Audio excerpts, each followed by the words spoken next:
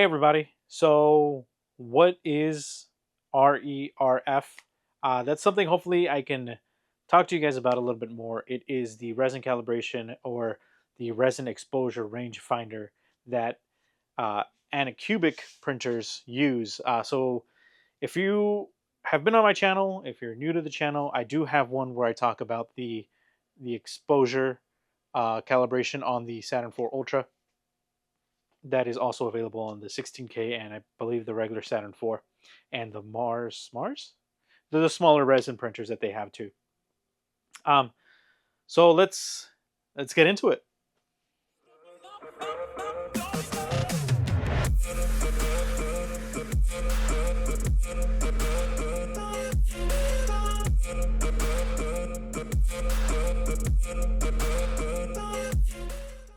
All right, guys. Like I mentioned at the beginning of the video, we're going to talk about the R.E.R.F, the resin exposure rangefinder for the Anycubic printers, and I think it's across all Anycubic printers. I'm not sure when this began and what model printer this started in, but I know it's in part of all the new M7 models. So the M7, the M7 Pro, and the M7 Max. I'm not 100% sure if the M4, the new M4, has it on there, but it could probably. Anycubic's awesome like that. So what it is essentially, just quickly, is it will test the resin um, at different exposure lengths, normal exposure, not bottom exposure set across the board. And the way that it works, it's very particular with Anycubic printers. What you're going to need is a USB drive, either the one that came with the printer or a new one that is a much better idea to have. I do highly recommend that you guys invest in a better, more reliable USB drive, because the one that comes with the machine is a cheap one that they throw in there for you for free, and it's probably at some point or another going to get corrupted. So what I do recommend that you guys do, if I'll have it here on the screen now, future me, to do a good job. What you're going to want to do, and this is what I did, and this is advice that I received from watching other people's YouTube videos, is you want to essentially make a full copy of the flash drive as it is. Don't change anything that comes with the printer, and put that in its own folder. There's going to be a very specific file in there that you're going to need to be able to create these R.E.R.F tests. And what you're going to need to do is just copy it, leave the one that's in the folder that you just created as is. Don't change it, just copy it and paste it either in the same folder or somewhere completely different. Because the structure of the file name, so it's going to be different across all Anycubic machines, is going to be very specific to your machine, and you're going to need to keep that file name exactly. Now, I haven't gone in and tested a couple of things. I might have when in the future when I finish this video off. So you might see me change a tire and then tell you whether or not these things work. So I haven't tried sending the RERF file wirelessly to the printer. So hopefully I do test that out, future me. And the other thing that I haven't really tested out is if you can do it on here. So what I mean by that is change the exposure time on here and see if it does actually change on the machine versus having to reslice everything from scratch. I've only ever done it from the flash drive, but I will run those tests and report back at towards the end of the video and let you guys know if that actually does work or if not. So enough rambling. Let's talk about how this actually works. So what you're going to want to do is copy that file into either your desktop or a new file location or a subfolder within the Anycubic folder you just created. Paste it in there. That's going to be the one that you're going to modify. Leave the one that's in there alone, the original one. Just don't touch it. Just leave it alone. Now, you're going to go ahead and open your Anycubic slicer, and you're going to go in there and you're going to essentially put on 8 models for calibration, whether that's your calibration matrix or your cones of calibration or whatever calibration tool, whatever calibration model you guys prefer into this machine. So, well, into the slicer. You're going to want to arrange them evenly as you can. I'll have some stuff up. What you can do is, if you've watched my Saturn IV Ultra videos, I do mention a model that you can get from Colts 3D, which is essentially just a little layout model that tells you where you can put each model in. So it actually, you can download that one for the Saturn IV, but that one has multiple options. For the Anycubic, you're only going to need the 8 because it doesn't let you do the smaller size, so it doesn't let you do 4, 6, or 8 like the Saturn 4 Ultra does. It's limited to just the 8. So you can take that model, drop it in. It'll give you the grid of where to put the models. It is pretty accurate. Just try to stay within the middle of those boxes that it creates. Stick to those guides, and you should be fine. Most calibration models will work there, so no problem. So you're going to select whatever settings initially you want. So, for example, let's say you believe that the calibration should be, for this example, I'm going to use 1 second, right? So I'm going to start it off. I'm going to say the resin is going to be at 1 second, bottom exposure, whatever is best for you or whatever you think. I usually go a little bit higher when I'm testing new resin. So let's say 35 to 40. And then everything else I don't touch. Those are the only two things that I change. And I slice it. I save it as the file name that you created in that subfolder. So mine is going to be RERF.mpm7. I believe that's what it is. I'm doing this without seeing my computer, so it could be MP7, whatever. But I think it's PM7, which is the file format for the M7 machine. Yours might be slightly different depending on whatever machine it is you're working on. Just remember to keep the entire name. Don't change the name at all. You want the entire name to be whatever it is originally. And you're just going to save it as that, and it'll overwrite the file. Please don't overwrite the original. Remember to make a copy of it, because if something happens to that file and it no longer works, then you're going to have to find the R.E.R.F file somewhere else, and that one could also not work for you. So just save that one, and then keep whatever USB that you have, the original one. If you move to a new one, maybe put it on another flash drive. Just save it in a couple of places, just in case. You never know, right? I have it on my machine, and I have it saved on an external hard drive as well, just to be safe. You don't need to be overly cautious like I am, but it doesn't hurt. So once you save the file under that exact same file name, don't change the name. Don't change the name at all. Remember, just save it as that file name, and if it says, are you sure you want to overwrite it, just hit yes. Just please make sure it's not the original, because if something happens, then you're SOL. So once you save it as that and it saves and it's all fine and dandy, you want to transfer that file or copy that file onto your new flash drive or onto the original flash drive. If it's the original flash drive, just remember you're going to have 2 R.E.R.F tests on it. You just want to make sure you select yours and not the one that came on the machine originally, because then you won't be able to get the test results that you want. So again, just save it like that. So the way that it's going to work is you want to actually look at your machine. You want to physically watch your machine before you add resin, before you print. You want to run that file and just see the pattern in which that it's going to light up. So I'll give you an example here. All right, guys. So this is the example. So what you want to do is you want to take the lid off your printer, set it somewhere close because you will need it again.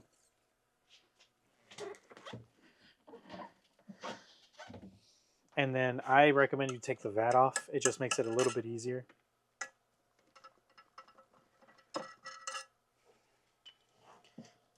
Okay. Put that off to the side somewhere safe, somewhere where it's not going to get damaged. And then what you want to do is you want to put the lid back on to your printer so that you don't look at all those UV rays and be super damaging to your eyeballs. You're going to just throw that back on. Okay. And make sure you locate the file. Mine is right here. It's the R.E.R.F. And I want to go ahead and print. Wait, let's cancel because I forgot to take off the build plate. Don't forget to do that. Gonna click it, hit print, and it's gonna give you all kinds of warnings. It's gonna be like, hey, the build plate's not installed. Ignore. And then once it goes to level, it's gonna say, hey, the leveling failed. You're just gonna continue to hit ignore until it actually starts to show the lights come on. So one thing, guys, that you are going to have to remember to keep in mind is that the base layers or the bottom layers are all going to take the set amount of time that you set them to. So depending on whether you did 5 or 6 bottom layers, those will have to go through first before you start to see any differences in the UV lights. So it's gonna be a little bit.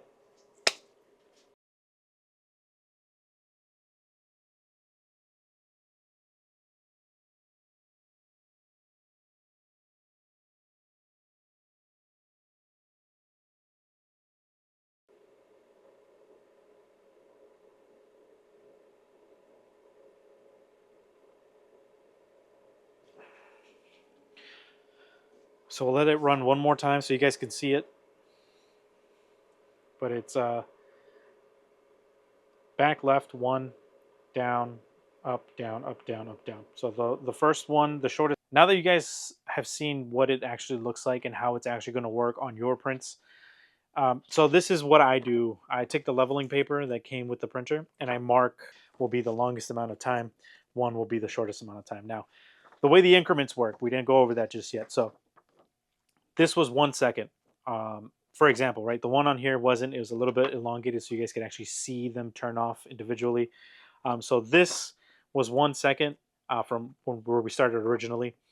So then the second number, it adds by 0.25 seconds. So this is 1, this is 1.25, this is 1.5, this is 1.75, this is 2, 2.25, 2.50, 2.75. So that's the way that it works. It adds 0.25 seconds to each interval as it goes up. It's not like the Saturn where you can kind of determine more or less the amount of time. So you can select like a really low number like 1 and then select the next number to be 2 and then 3 and then 4 and then 5 and 6, 7, 8 like that. This one is predetermined to be at 0.25 second intervals as it goes all the way to the longest time.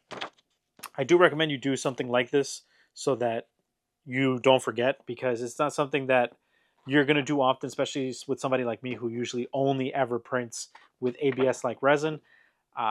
You kind of get used to that number that works really, really well for you, and then you buy new resin and you're just like, cool, I'm going to print it, and then you kind of have to look at the machine again every single time. So it's worthwhile to kind of write it down somewhere where you won't forget it. For me, it's my leveling card. So when I level, I just throw it in the order that they go, so it just kind of stays in the back of my mind. And then when I do pull stuff off, right, so I can just kind of look at this and go, okay, so this one, when the plate is down, right, so when the plate is right on top of it, right, so then the number associated with whichever one it starts with is going to be, facing out this way, so that the numbers are like this. However it makes sense for you to do it, do it. For me, it made sense to just write this down, and then I can kind of visualize, in my mind how I'm pulling them off. And yeah, that's the R.E.R.F system. I will have video of all the steps taken, and as well as actually do some prints. And since there's no resin in here, I'm going to go ahead and fill it up, and we're going to run an R.E.R.F test. And future me, maybe will be coming in and talking to you guys about a couple of other things that I ran a test on. So let's get to that part. Hey everybody, me from the future. How's everybody doing? Just real quick, I did run those two tests that I talked about earlier in the video, which was the changing the exposure settings on the R.E.R.F directly on the machine. That actually does work. It worked 2 times for me. I unfortunately didn't have video of it because I completely forgot my memory card upstairs every time I came down to do it, and I just didn't. Sorry, there's no footage of that. The one that I also don't have footage of, well, kind of sort of do, kind of sort of don't, is the calibration matrix.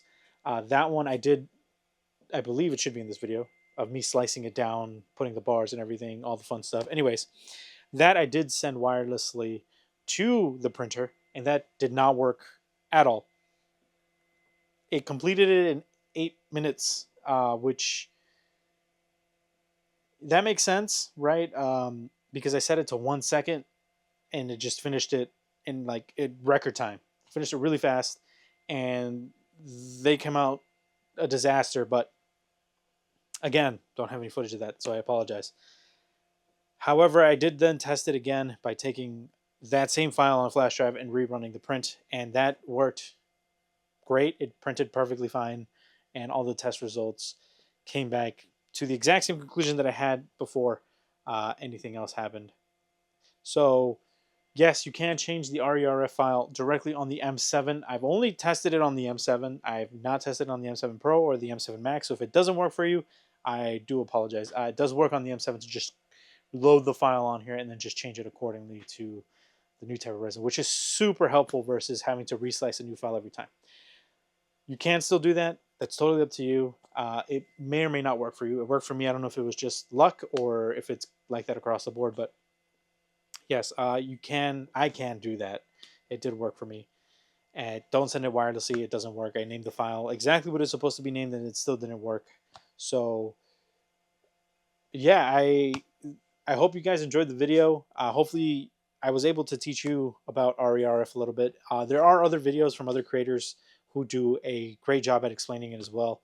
Hopefully, I did a great job, but they do a really great job at doing it. So uh, definitely do check them out. Watch more than one video so you can actually get a good idea of what it is that's going on here. This system, particularly through the Anycubic machines, are a little bit different than they are with the Saturns. So just make sure you educate yourself enough to get going on that and play around. You don't want to accidentally damage any of your machines by doing this stuff. So just make sure to watch a ton of videos because knowledge is on the internet and it's free. So I will catch you guys in the next video. Bye, everybody.